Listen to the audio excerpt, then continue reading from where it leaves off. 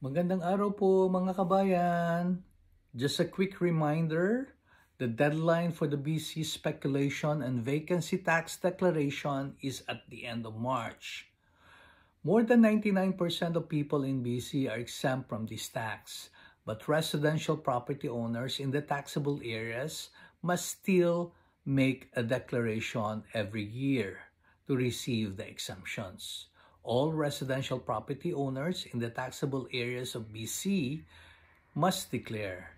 If a property has multiple owners, each owner must complete a new declaration yearly, even if they are family members.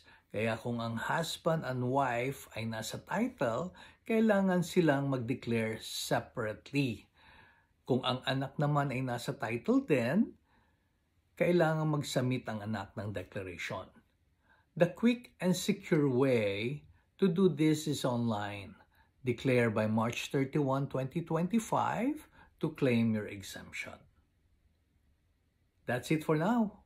If you have any real estate needs or questions, tawag lang po.